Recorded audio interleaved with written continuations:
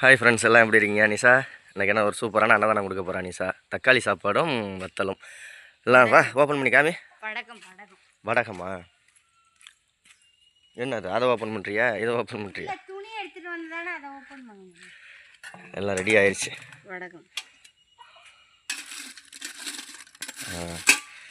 Okay, வடகம் ready ஆயிடுச்சு. இப்போ அடுத்தது வாங்க போய் தக்காளி சாப்பாடை பார்ப்போம். தம் போட்டு ரெடி பண்ணி வச்சுருக்கா நிஷா. ஓப்பன் பண்ணுங்க பார்ப்போம்.